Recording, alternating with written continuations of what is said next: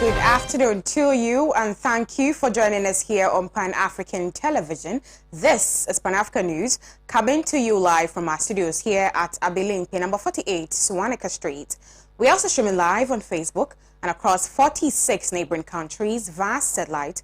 My name is Makiza, Micheline Latifa. Coming up in the news bulletin this afternoon, and Parliament has resumed after 3 weeks of recess due to the coronavirus pandemic, with plans to prevent further spread.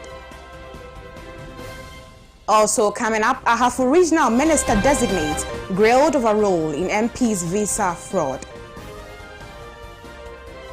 And staff of National Lottery Authority demand immediate removal of Director General from office.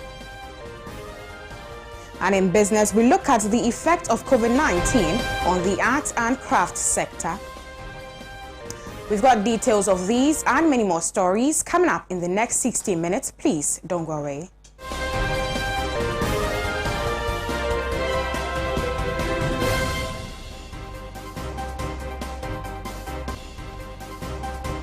Very first story, and the Speaker of Parliament, Alban Bagbin, has called on members to support him put up proactive measures to fight COVID-19 in Parliament. According to him, reopening of Parliament after the break has given reasons for more proactive measures to be adopted by the House. During this period, Parliament was to continue with the weekly disinfection and sanitization of the premises and presence of the House. Honourable members, please, will you be quiet? Honourable members and staff who tested positive for the virus were made to self-isolate while receiving treatment. As part of the measures to control the possible spread of the virus, I directed the clerk to request a number of the auxiliary staff of the Parliamentary service to take their leave in order to help decongest the office. Honourable members, I am happy to inform you that just before we embarked on the induction seminar for continuing members of Parliament, which ended Monday, 1st March 2021, I again directed the clerk to arrange with the Noguchi Memorial Institute for Medical Research for further retesting of honourable members and staff who earlier tested negative to the virus. This was to confirm the COVID-19 status of honourable members and staff currently within the presence of Parliament. The retesting revealed that out of a total of 550 MPs and staff who were tested, only 12 tested positive and are currently in isolation. Majority of them were auxiliary staff. This represents a positivity rate of 2%. which compares favorably with the national positivity rate of between 10 to 12%. It is my expectation that all honourable members and staff who are required to retest actually do submit themselves for the testing. As shown by the results of the retesting, the measures we put in place, including the 3-week break, have been able. That was the Speaker of Parliament, Alban Bagbin, welcoming the House back to Parliament. But let's move away from that story to the National Lottery Authority, where staff of the national lotteries are demanding the immediate dismissal of the Director General, Kofi Osei-Ameyaw, over a number of allegations, including financial malfeasance. The workers are threatening to lay down their tools if government fails to remove the Director General. The National Lottery Authority has been in the news since 2020 when lotto receivers threatened to take on the Director General, Kofi Osei-Ameyaw, accusing him of gross financial malfeasance. The Lotto receivers also accused the Director General of acts that slow down the Financial Authority's finances by ceding out contracts of Lotto operations to foreign companies. The fate of the Director General is, however, getting off balance with the recent accusations from staff of the National Lotto Authority. General Secretary of the Financial Business and Services Employees Union of the NLA, Benjamin Mingle, has described the attacks on employees over claims of unpaid winnings as the paramount reason for which they want the Director General of the NLA ousted from office. There are complex issues at NLA, very complex. But what happened last Monday, that's 1st March, is not a demonstration, it's not a strike action, but it is an action to draw home a very critical issues which have affected NLA for a long period. And what I mean is that NLA is a revenue generation organization for the country. Now, they have the mechanism for people to stake Lotto, and when they win, they have to be paid. Then you have LLCs, those they call Lotto marketing companies, who also are paid commissions for working with NLA.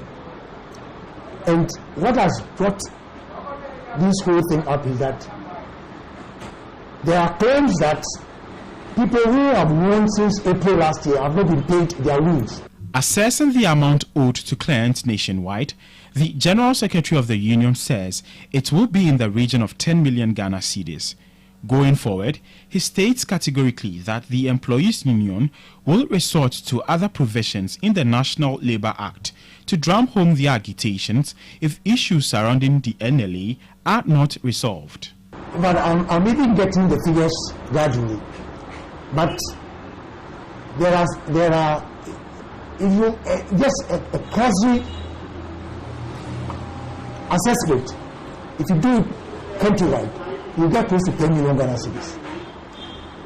Because Tamale has their own figures, Hong have their own figures, who have their own figures, Takrabi, and all those, in fact, it's nationwide, including the head office. And strikingly, it's very sad because the question is, why has this thing not been addressed until the action that the National Union took? I have the Labour Act with me, which actually directs what should be done. And with your permission, I can wait.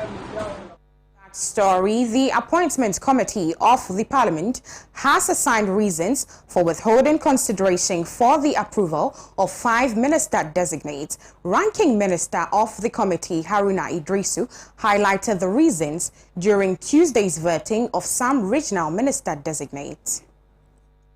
The Appointments Committee is a committee of Parliament and operates like other committees of Parliament within our standing orders.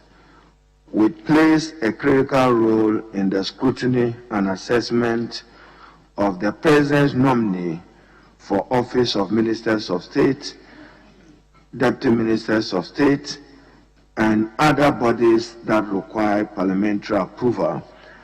In the last few hours, the Appointments Committee collectively took some decisions, and let me state it emphatically, collectively took some decisions. The Appointment Committee is not the minority caucus, nor is it just the majority caucus. It's us all working together as a committee to assess the ministers. Yes, we examine knowledge of subject matter, we examine temperament when necessary, but certainly not whether a nominee is arrogant or not arrogant. That is not our business. We may look at your temperament and humility and the way with which you will relate to the Ghanaian people in the distribution of public goods and services. We also will look at your contribution to public service, your integrity, and matters of morality. My understanding, as many are speculating, the chairman will forward to a number of our colleagues legitimate concerns, lawful, that we have raised about them, and therefore when that is communicated, we will look at them. In respect of the Honorable Howard Kumson, as many of you may recall, she was on this floor of Parliament when we asked her about the status of the shooting incident. She said it was still under investigation and she has not been charged. Therefore, we require further information in taking a decision on her if we're satisfied that the investigative process were conclusive, bearing that we have every right to raise a red flag on her. In respect of Dr. Owusu Afriye Akoto, there are many reasons, as I've said. Chairman will reach out to them. We are unhappy about the termination of a contract at the Ghana Ports and Harbours Authority, which has occasioned some loss and a major disincentive to foreign investors. Some Dutch businesses have expressed concern about it and will require further information from him. There was some other matter in relation to another entity that we mentioned, so when he does get opportunity. In respect of the Honorable Kojo Opon Nkrumah, we are carefully reviewing the tape of his answers to our questions to appreciate the issues. But it had to do with oval microfinance and the official position of the Bank of Ghana on it. We require clarity from the Bank of Ghana as to whether he owes or not. There is a matter relating to a media house that is also being looked at. In respect of the Honorable Kweku Ajima Menu, we demand that somebody must be responsible for the procurement of the Frontiers Healthcare Services Limited, which is charging Ghanaians $150 at the port. We seem not to be getting satisfactory answers as to how the procurement process was done and completed. We've had some evidence of some information of renting of offices in it. He has to respond to it, including the lab polyclinic that I may be visiting shortly to appreciate the state of work at the lab polyclinic. In respect of Honorable Osla Owusu, she gave some assurances regarding the contract with Kelvin GVG. We are looking at it in terms of the monthly issue, but as I've said, her clarification on some matters relative to the closure of some radio FM stations.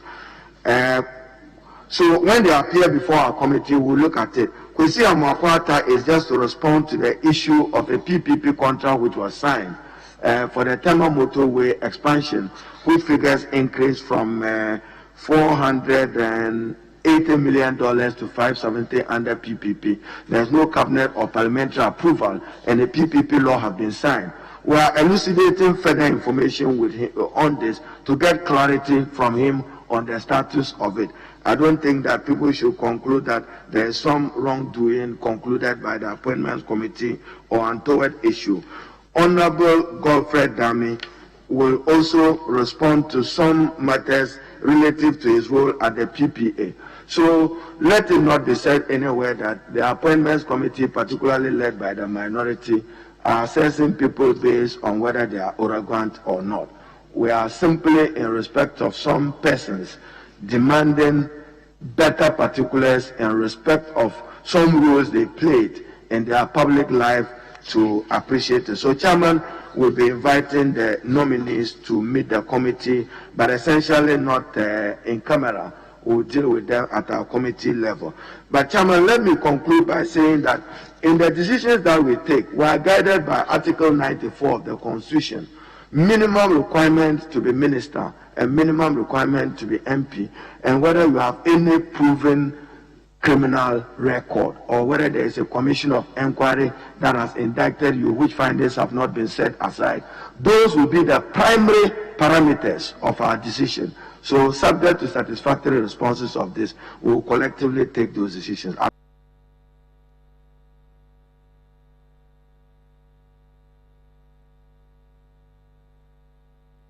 Still stay in Parliament, where the Ahafo Regional Minister-designate, George Boache, has faced the Appointments Committee. He faced stiff questioning on the role he played in the MP visa fraud. Who associated with that? My name was mentioned as one of them. But what did you do that your name got mentioned? Thank you, Mr. Chairman. When my name was mentioned, I was a little bit embarrassed because I traveled with my daughter to the UK. You want to provide the name of that daughter? Joyce Boachi. Joyce Boachi. We traveled to the UK and we procured the visa through the laid down regulations. We did not pass through any third person.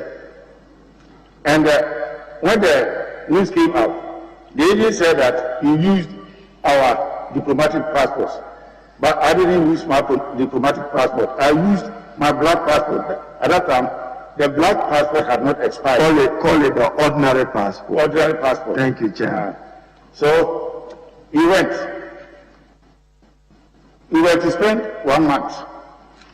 But after spending 2 weeks, I had a message that I should rush home to attend to an emergency. So I told my daughter to prepare so that we could come back home for me to attend to the emergency at home. And I also needed her home to do some other things for me. But the following day, my daughter came to me and pleaded with me that again, for about 2 years, he had not received any call from me. So I called her, and the way I was talking, he realized I was very, very furious. I told her to choose between two things. Either me, the father, dying, and he remaining there. So he said that give me 1 week to prepare, I'll come. So this time around, he came back to Ghana. And then I took her to the British Embassy. They interviewed her, and then we were asked to go back. We came back, and then 1 month later, the gentleman who kept her there also came, this time with one of my friends. So when he came, he rendered an apology to me and said that he had deceived me and that Joyce was not the niece but the fiancée. And on the 30th of October 2018, Joyce was given entry permit, I have the copy here, to go back to the UK. So as I speak, she is in UK and was issued a residency card on the 6th of June 2019. So, Honourable Chairman, my argument is this. If my daughter, who was at the center of the whole controversy, was allowed to go back, then describing the whole process as fraudulent, as we say, I can't think far. Chairman, we didn't describe the process as fraudulent. It's the British High Commission, as you note, and note that it even affected members of Parliament who wanted to travel to the UK. They were either given shorter periods to go or denied visas because in the words of the British High Commissioner at the time, we had abused our privilege of those visas. Is it correct to say that Joyce Boachi is your blood daughter? Is it correct? Yes, my blood daughter. She's your blood daughter. Yes, blood daughter. So before the eldest of all my children. Great, thank you. So before her return in 2018, can you share with this committee what period did she live in the UK? Because again, in the words of the British High Court. And that was the Ahafo Regional Minister-designate addressing some issues in relation to the MP visa fraud. But let's still stay on the vetting. As next to appear before the committee was the Ashanti Regional Minister-designate, Simon Osei-Mensah. Questions including state of road network in the region was put before him. The first one is to have a second ring road around Greater Kumasi. That road will pass through Ejoso, Jabin, Kwabri East, Nkawie, Atumakwa Ngoma, Bosomtwi, and it will join Ejoso again. when we have this second ring road, vehicles that have no business in the central business district area of Kumasi will just join the second ring road, and when we get to the point that they have to turn, then they will turn. So for instance, if you have to use the Techima road, you may not need to drive up to Anaga Junction before you turn right. But you join the ring road just before Ejoso, and then you branch off. And the designs have been completed. The other option is to look at critical link routes. For instance, you get to Apatrapa Junction, there's a route that we can use to join Kwabre East. Or when you get to Buankra, immediately after Buankra, there was a critical link road that goes through Jabin, which will not need to come back to Anaga Junction. So these are... Simon Oseimen's son then faced barricade of questions on the redevelopment of the Kejetia market. Fortunately, the committee that oversees the management of the market, surprisingly, the regional coordinating council is not involved. So anytime the regional minister or the regional coordinating council comes in, then there's a problem between the management committee and either the contractor or the traders. What I know now is that all the shops have been allocated, even though initially there were some challenges. But the shops have been allocated. The first batch, those who were there in 2015, before the project commenced, have been moved to the place first. And then the land where we needed to commence the second phase, also we started, but they say they need more additional land, which we work on, and I've issued a press release that by the end of 7th of this March, we want them to leave so that we don't have problems with the financing of the project. Led by the Ministry for Local Government and Rural Development, other parts of the country may require same. Do you anticipate away from the happenings in Parliament, renowned lawyer and lead counsel for the petitioner in the ongoing election 2020 petition hearing, Chachu Chikata, has called on the youth to accept mentorship as part of their human resource development programs. Chachu Chikata, known as The Law, gave the admonishments when played guest to Kweku Sinti Minsa on the KSM show. This one direct, not to me, we are telling the youth of Ghana how important it is to identify mentors in life. What is it that they should look for in the mentor, and what like, because I'm listening to you, and from the earliest times that I can see, you had people that you admired and modeled your life, you know, and it's not happening too much these days. Well, you know, I think the first point is from the point of view of yourself as a student, as a young person, as a child or whatever. I mean, you must have an aspiration that you link up with older people. You must look up to older people. You know, I think sometimes young people can be a little bit, you know, sort of the view that, you know, we can do it by ourselves. Yeah, you know, we can, you know, we too have the, I mean, I don't know the word to use, but it's almost like they feel they can sort of, you know, work their way through their own capabilities or something. Frankly, I have never thought in terms of my own capabilities, because I've always recognized that whatever those capabilities are requires shaping.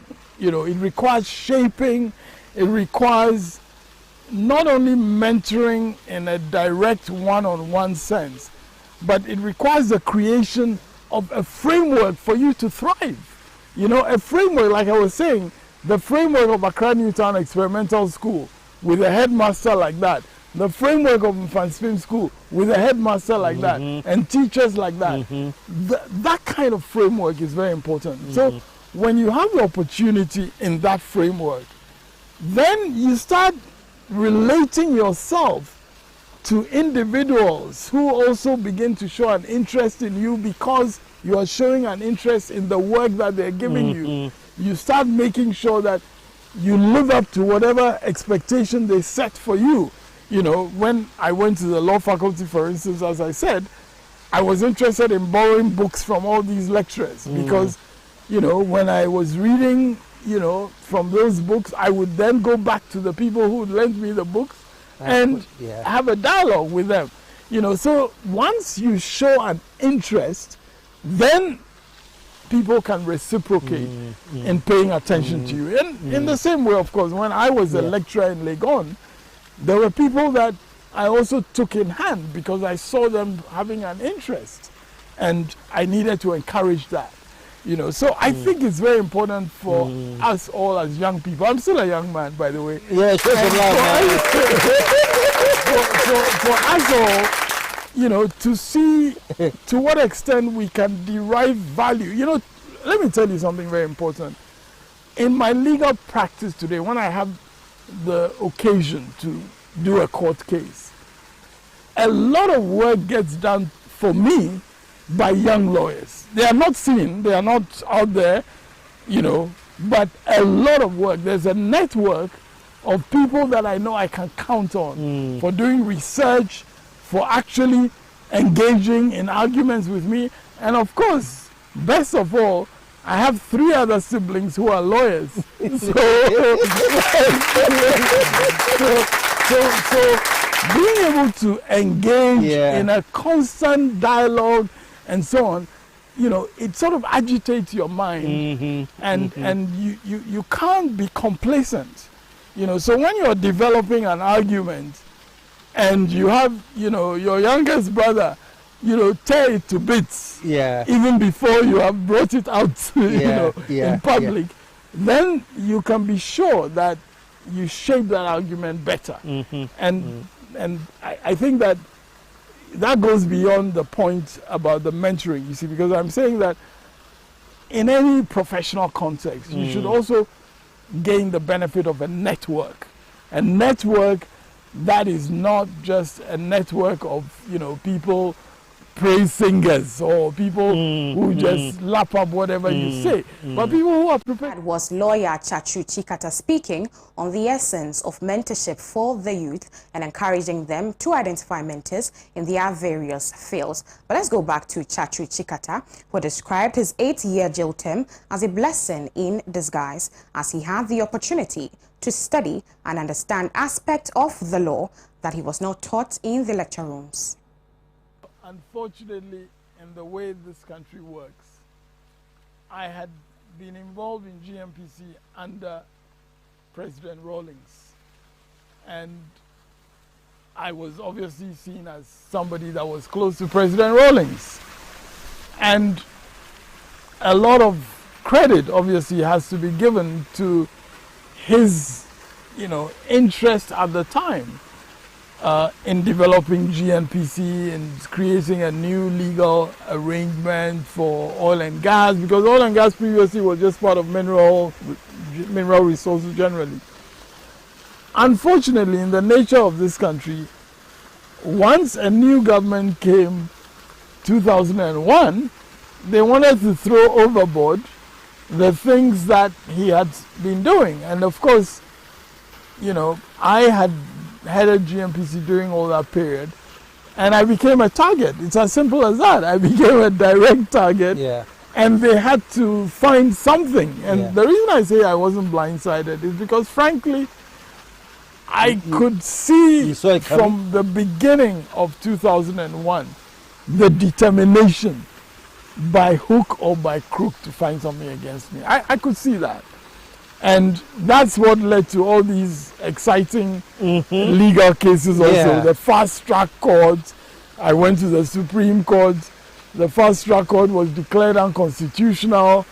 And then they changed the panel. They added 2 more judges to the panel. They did a review.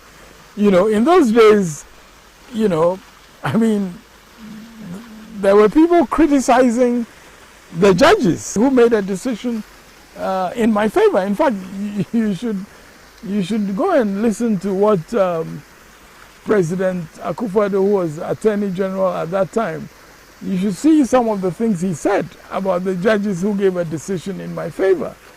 But, you know, there was a determination to overturn that decision. So, I mean, Justice Afre was appointed to the Supreme Court. And, you know, another judge, Justice Lamte, was added to the panel. And so from a 5-4 in my favor, it became 6-5 against me. And then you remember the whole saga. You know, I was taken to a series of courts. You know, in one case, they withdrew it, then they took it to another case, it was thrown out, then they rearranged. I mean, there was a determination. Yeah. So in the end, that's why I'm saying that in the end, they got what they wanted by having me on June 18, 2008, thrown into jail. And you know, what is causing amazing, financial loss. Yes, for causing financial loss. And the causing financial loss was in connection with a transaction that was introduced to GNPC by a bank, merchant bank, as our financial advisors, brought a project which involved also the International Finance Corporation, by the way, and we ended up as a corporate body getting involved in guaranteeing the company that was in that project. Now, it was a cocoa project. That most definitely was an insightful interview, but that's all we have for you on the local front. Business news follows shortly.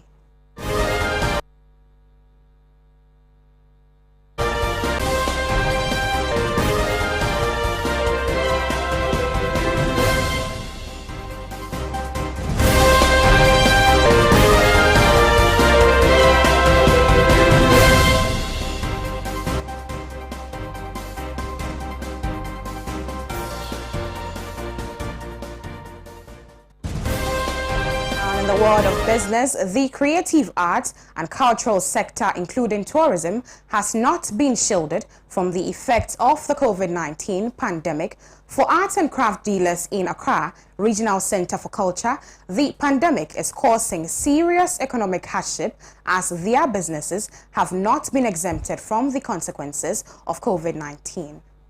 Located in the heart of the city, the Accra Regional Center for Culture, popularly known as the Arts Center, is home of rich African cultural artifacts and accessories, has been deserted as a result of the coronavirus pandemic. The once vibrant center, an array of stalls selling wooden sculpture, kente, paintings, beadwork, and other African artifacts, looked like a ghost town when the news team visited. According to craft dealers at the center, the pandemic has affected business as customers, especially those from the diaspora, no longer patronize their products as a result of the restrictions on travel and various protocols on COVID-19. For them, major sales are made usually from foreigners touring the country, but unfortunately, the closure of the country's air and land borders, a measure put in place by government to curb the spread of the virus, has stagnated their business. Because of the COVID-19, business is slow because here, for instance, is foreigners who come to purchase our goods, and because of that, business has become very, very slow due to the COVID. Well, what I can say is for a year now, or almost a year, we're getting nothing when it comes to business. There's nothing going on here because those who are expecting them to come and then we do transaction with them, they are not coming. So, you know, I can say in terms of percentage, I would say roughly 10%, or what I can say for now. Vice Chairman of the Greater Accra Regional Arts and Craft Dealers Association, Abu Kasim, noted that the COVID-19 pandemic has accounted for the low patronage at the center and has therefore called for government intervention. Yeah, I think, if I may say, I think this coronavirus came to dampen our businesses, I think particularly for us. It has created a very negative impact on our business. Because those who patronize our business are mainly the expatriates, the tourists, if I may say so. And because of this coronavirus, I think 98% of the expatriates and foreigners who lived in Ghana stopped patronizing our items. Shortly, they don't come to our market anymore. Commenting on the stimulus package rolled out by the government to ease the impact of the COVID-19 pandemic, the vice chairman stated that a section of the workers received the package. However, some are still pending. Yeah, we heard about the stimulus, and actually some of us, because it is not everybody who is interested in loan, so some of us fill their form online and other places for the stimulus to come to them. Let's now take a look at the interbank cedi performance against the major trading currencies. And the dollar is buying at 5.725 and selling at 5.730.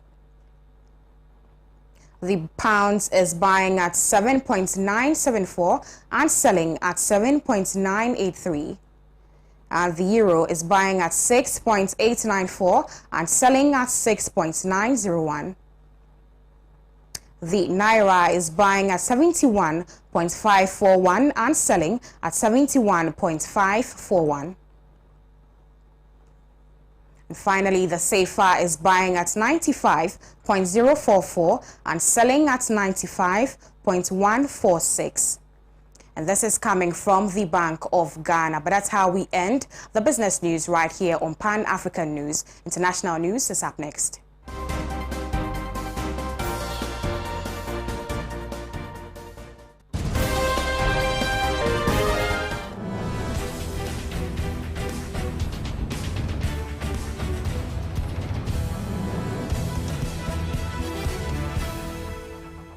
And on the international front, according to the preliminary results of the legislative and municipal elections held in El Salvador on February 28, far-right President Nayib Bukele is set to become the country's most powerful leader in decades. As of March 1st, 90.36% of votes have been counted, and the result indicates that the political alliance of the New Ideas and the Grand Alliance for National Unity parties, led by Bukele, is close to winning a two-thirds majority in the country's unicameral parliament. The president of the Supreme Electoral Tribunal announced that only after the completion of the counting process, it will be possible to report on the allotment of seats. However, Bukele celebrated his victory even before the preliminary results were announced and claimed that his party and its ally would win more than 60 out of the 84 seats in parliament. In a tweet on February 28, citing an exit poll by the CID Gallup company, he said that New Ideas and Ghana will have more than 60 deputies in the new National Assembly, thanks to the Salvadoran people, thanks to God. In case of the municipal elections as well as for the members of the Central American Parliament, Bukele's party, NI, and its allies received the maximum support from voters and secured the highest number of seats. All opposition parties have recognized the results. The Secretary General of the FMLN party, Oscar Ortiz, considered the party's defeat but highlighted that its project is still alive and it must continue. Ortiz also said that the party would begin a profound political reform, a new cycle of work open to listening to our grassroots organizations, sectors and families. The overwhelming victory of the NI Ghana Alliance has already become a cause of concern for the progressive sectors in the country and in the region.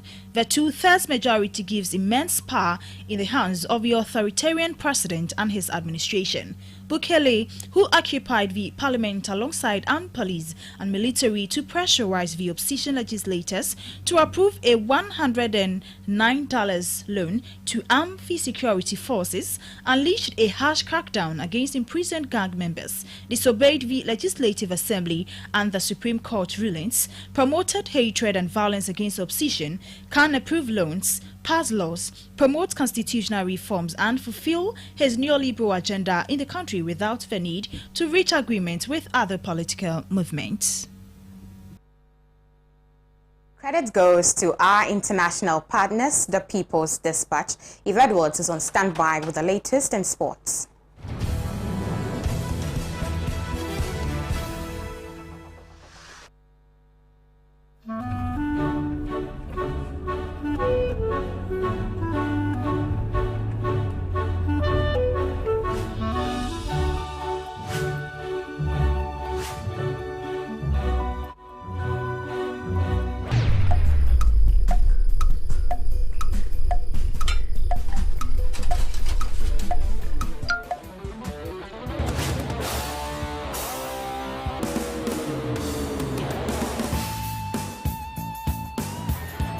Oh, it's incredible! Bang on target!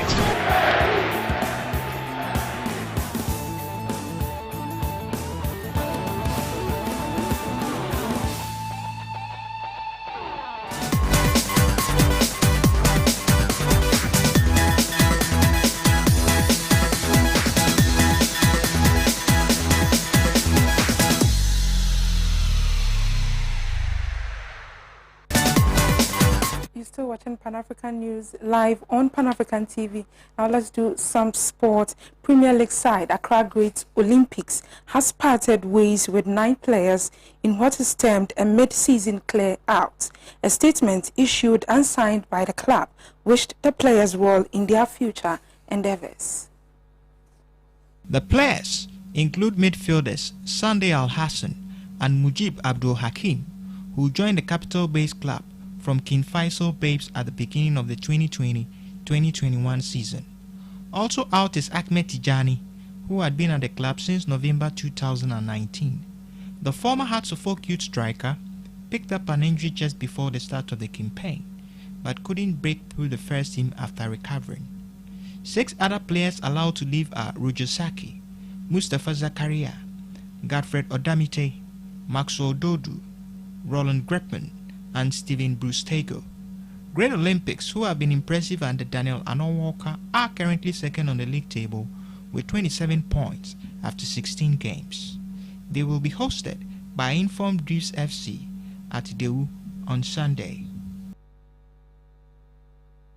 Now, away from that, Executive Council of the Ghana Football Association has decided that each 16 Women's Premier League club should have at least 1 female in its coaching staff. This directive takes effect from 2021-2022 league season. Each club is expected to have 1 female in the top 3 positions in the coaching staff. This is to encourage female participation in coaching, build opportunities for female coaches, provide positive role models for girls, promote fair play and cooperation, and to help build strong basic technical fundamentals and create social support structures for women's football. Currently, only 3 female coaches manage at the elite level, hence the decision. In a related development, the body has also decided that some of the Women League matches should be played as a prelude to some Ghana Premier League top liners. Now to our final story. Aduana Stars defender Farouk Adams has been rounded up after he hit and killed a police officer with a car at Uwanfe in the Bono region. The officer, identified as Constable Amos, was reportedly on his lunch break to purchase a few items when the unfortunate incident occurred. The incident happened around Monday on the Esuotiano-Isushire road, but the player was only apprehended yesterday following police investigations. Disturbing reports after a follow-up has revealed that the police officer, identified as Constable Amos Mate, on the spot, and his body has been sent to the mortuary for preservation and autopsy. According to the statement, the police were alerted to a lifeless body suspected to be an accident victim on the Esuotiano-Isushire road around 7 a.m.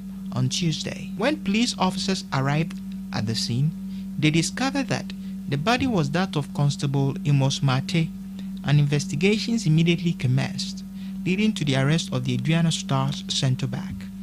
While investigations continue, Farouk Adams has been arrested in Doma Inkro by the police and is currently in custody to provide assistance.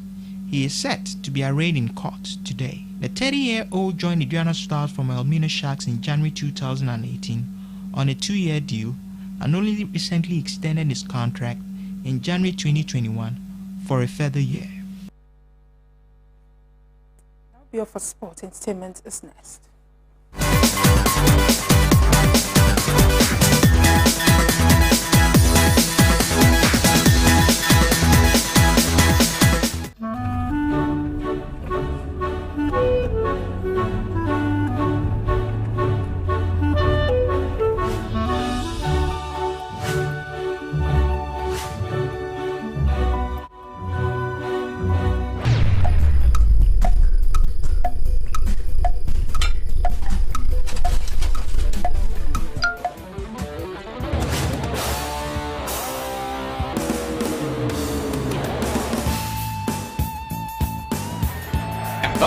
It's incredible. Bang on target.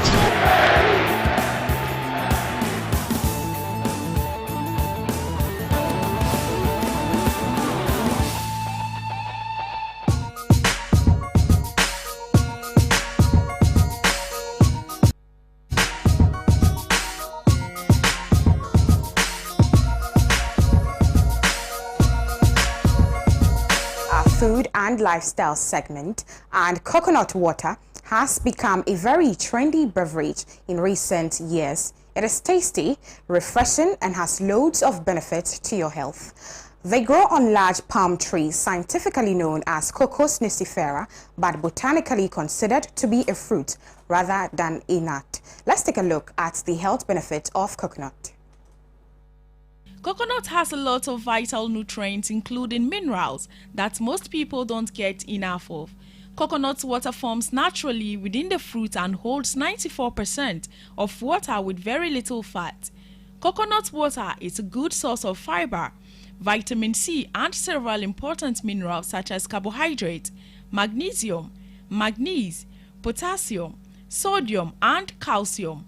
All these nutrients play a very important role in maintaining a healthy body. Coconut water may reduce blood sugar levels and prevent diabetes, since it contains 3 grams of fiber and digestible carb content of only 6 grams per cup. Therefore, it can easily fit into a meal plan for persons with diabetes. It is also a good source of magnesium, which may improve insulin sensitivity and reduce blood sugar levels in individuals who are infected with type 2 diabetes and pre-diabetes. Coconut water could fit for the perfect beverage which can restore hydration and replenish electrolytes that are lost during exercise. Electrolytes are defined as minerals that play some relevant roles in the body, including maintaining proper fluid balance. Coconut, as mentioned earlier, is rich in potassium, which is essential for proper erectile functioning, and any deficiency in it can contribute to your decreased sexual performance. Replenish your body with sufficient potassium by consuming coconut water regularly in order to maintain the electrolyte balance of your body. That was the health benefit of coconut water. Let's now do some lifestyle. And winning record signing and supremely talented artist Michael Menu Jaba, known in showbiz circles as Tsunami, is set to release his new single dubbed Somanya Be London, produced by TY. According to him, Somanya Be London, which is an inspirational song, is meant to educate Ghanaians on the indigenes of Somanya, in addition to their unique culture and history. Tsunami is an Afrobeat hip-hop artist who hails from Somanya. Yeah, I've been doing music for a very long time, but officially like 2 years ago, 2019, after I completed tertiary.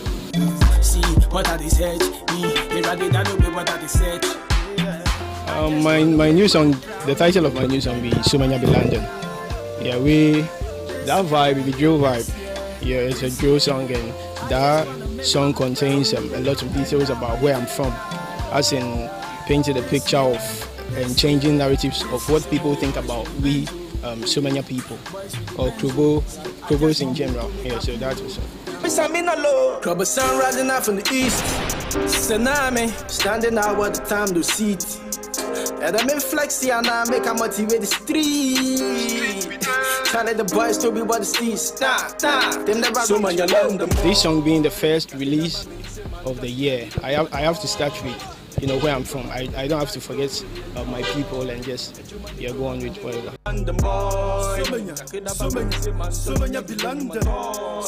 It wasn't much of a challenge because the whole crew and everybody who took part in the video shooting, we made sure that they sanitize themselves and they observe the necessary protocols to avoid the disease. That is the distancing ourselves and all that. And even if we will be together, we try to make sure that we are all okay before. Queen Elizabeth be that's the third head of state for BDK Biaro. They carry everybody matter for head. Asking out Thomas Pateya Daroma Oduma Sekwa, but you be Ganas. Paving through as a new act. yeah, people don't really know the brand that well, so it's a very hard thing to get them to pay attention to you or have a first feel of your work.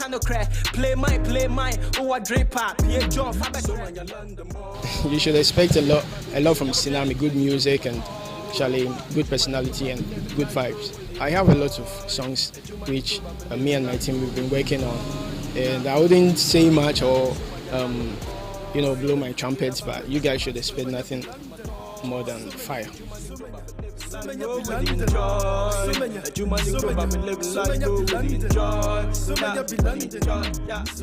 So we have for you on today's edition of Pan-Africa News right here on Pan-African Television. Before I leave you, let's do a recap of the headlines. And Parliament has resumed after 3 weeks of recess due to the coronavirus pandemic, with plans to prevent further spread. Also, a half-original minister-designate grilled over role in MP's fraud. And staff of National Lottery Authority demand immediate removal of Director General from office. And in business, we looked at the effect of COVID-19 on the arts and crafts sector.